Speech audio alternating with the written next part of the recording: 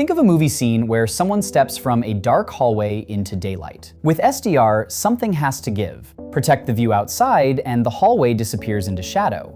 Bring back the hallway, and the daylight clips to white. HDR gives the image more room, so the shadows and highlights can both hold detail in the same frame. Getting that range from the studio to your screen is what HDR formats are designed to do. The baseline is HDR10, open, royalty-free, and widely supported. Most of the formats that follow keep this same foundation and improve the part that tells the TV how to handle it, so we only need to break the basics down once.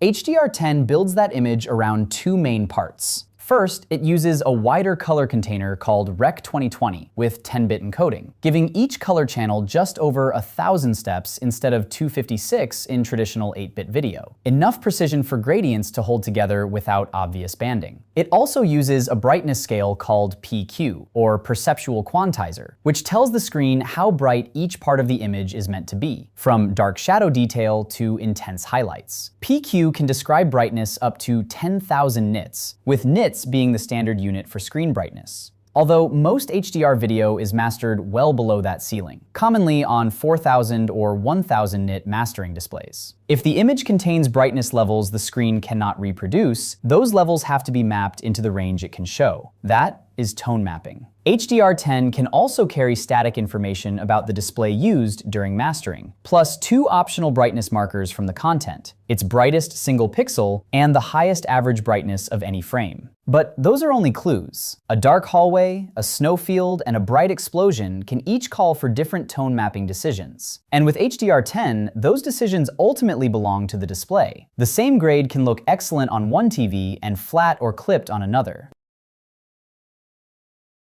HDR10 Plus keeps the HDR10 foundation, but adds dynamic metadata that can change scene by scene or even frame by frame. In mastered video, that can include brightness information and a tone mapping curve tailored to what is happening at that moment. A compatible TV can use that information when adapting the picture to what it can actually show, giving it more specific guidance as the content changes. That can help preserve highlight detail and keep the HDR presentation more consistent. But the visible difference still depends on the content, the TV's own tone mapping, and how limited the display is in the first place. Historically, getting HDR10 Plus mostly meant having a Samsung TV and watching Prime Video. More services support the format now, although whether you actually get HDR10 Plus can still depend on the title, your subscription tier, and the device you are watching on.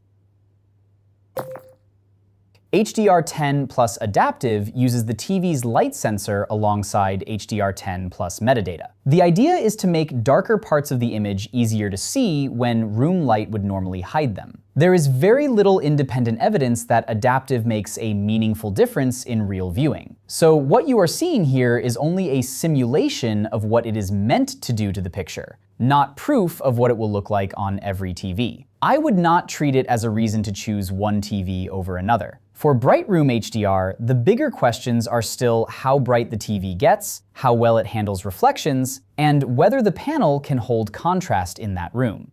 Games create the image while you play, so HDR cannot be handled the same way as a finished movie. The lighting, camera, and brightness can change with every input, which means the HDR decisions have to happen in real time. HDR10 Plus Gaming tries to handle that by moving more of the tone mapping to the source, with automatic calibration and variable refresh rate support built in. That only applies when the game, the source hardware, and the display all support it, which in practice means a short list of compatible PC games, specific hardware, and a compatible screen. There is no support from PlayStation or Xbox, so for most HDR gaming, regular HDR10 is still what you are actually getting.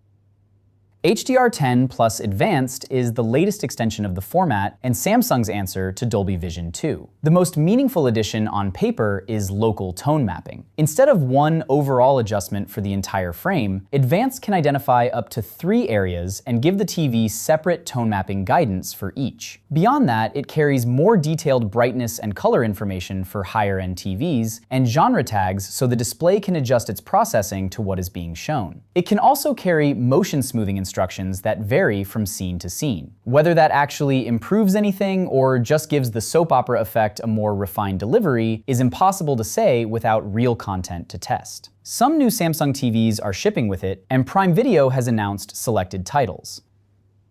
Dolby Vision was the first major consumer HDR format built around dynamic metadata. HDR10 Plus later launched as an open, royalty-free alternative. But by then, Dolby Vision had already spent years becoming part of the production pipeline for premium HDR content. Samsung, notably, does not support Dolby Vision on any of its TVs, which is a large part of why HDR10 Plus exists. Technically, the two formats overlap more than the branding suggests. Both can carry dynamic metadata, and both can support a proper mastering workflow. The larger difference is that Dolby Vision had the head start, and became the HDR master format that platforms like Netflix actually ask studios to deliver. For its HDR originals, Netflix requires a Dolby Vision master, then uses that delivery package to create the Dolby Vision, HDR10, SDR, and now HDR10 Plus versions viewers receive. But a Dolby Vision badge is no guarantee that every title got some boutique treatment, or that it will automatically look better on your TV. The master, the stream, and the TV itself still matter.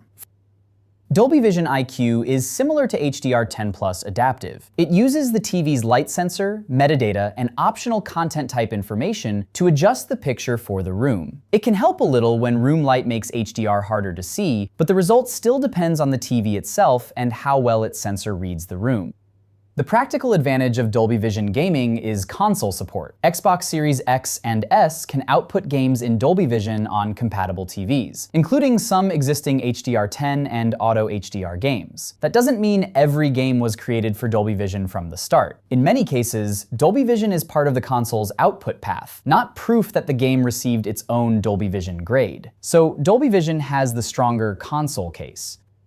Dolby Vision 2 introduces a new image engine and a set of metadata-driven controls Dolby calls content intelligence. The main new feature is Precision Black, addressing the common problem of HDR scenes that look too dark. Dolby's claim is that it can recover more shadow detail while keeping the scene dark. Sports and gaming optimization is also part of the package, adjusting picture processing based on the type of content being shown.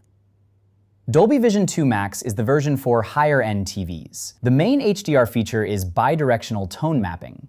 Regular Dolby Vision has mostly been about adapting a bright HDR master to screens that cannot fully reproduce it. Max adds the other direction.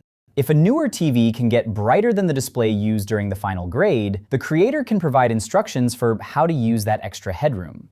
It also includes authentic motion, which lets the motion look be controlled through Dolby Vision metadata. LightSense is also part of the Max package, bringing the room-aware Dolby Vision IQ idea into the new system.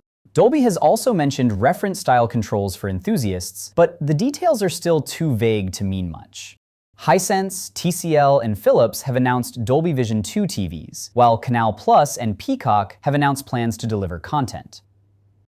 HLG, or Hybrid Log Gamma, is the HDR format the BBC and NHK developed for broadcast television. The important difference is that HLG does not depend on the kind of metadata instructions we just spent all this time talking about. For a movie on a streaming service or a disc, that metadata can be prepared and delivered with the final master. Live television is messier. A broadcaster needs to capture, mix, switch, add graphics, and send the picture out while the event is happening. HLG is built for that job. It allows broadcasters to work from one HDR signal that can be carried through a simpler production pipeline and converted for SDR viewers when needed, without a separate metadata layer that has to remain intact through every stage of the broadcast. Most modern HDR TVs already support it, so whether you ever see HLG usually comes down to whether the broadcaster or service uses it.